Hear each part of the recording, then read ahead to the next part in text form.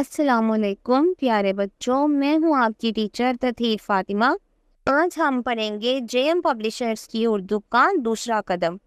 अस्सलाम वालेकुम प्यारे बच्चों, कैसे हो आप? उम्मीद करती हूँ खैरियत से होंगे। प्यारे बच्चों, आज हम करने वाले हैं सरगर्मी, जो कि है दाल डाल और जाल की। तो सफ़ा नंबर 16 पर देखिए सरगर्मी। आइए दाल डाल और जाल लिखिए। प्यारे बच्चों, क्या करेंगे कि सबसे पहले दी हुई दाल डाल और जाल को पेंसिल की मदद से ट्रेस करेंगे और खाली हाथों में पेंसिल की मदद से लिखेंगे। तो ये थी प्यारे बच्चों हमारी पहली एक्टिविटी। क्लासरूम में टीचर की मदद से पेंसिल लें और दाल डाल और जाल को पेंसिल से ट्रेस करें। इसी तरह सरगर्मी नंबर 2 में देखिए तस्वीर के नाम के पहले हर्फ के गिर्द दायरा लगाएं। तो प्यारे बच्चों, सबसे पहले हमारी तस्वीर में क्या मौजूद है? ज़हीरा। तो ज़हीरा किससे शुरू होता है? जाल से। तो क्या करेंगे? जाल के गिर्द दायरा लगा देंगे।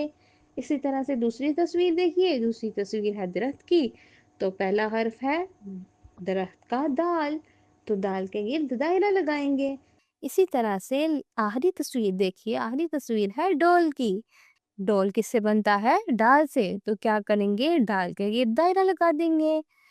प्यारे बच्चों, अब हम चलते हैं अपनी आखिरी सरगर्मी की तरफ। दाल डाल और जाल से शुरू होने वाली तस्वीर के गिर्द दायरा लगाएं। तो प्यारे बच्चों, क्या करना है?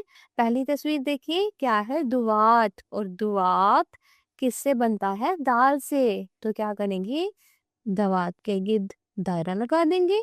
दूसरी तस्वीर है खरबूजे की, जो कि ना तो दाल डाल और जाल तीनों से नहीं बनता। तीसरी तस्वीर है डब्बा की, जो कि डाल से बनता है। तो क्या करेंगे? डब्बे के गिर्द दायरा लगाएंगे। चौथी तस्वीर है चाबी की, जो कि दाल डाल और जाल से नहीं बनता, चीज से बनता है।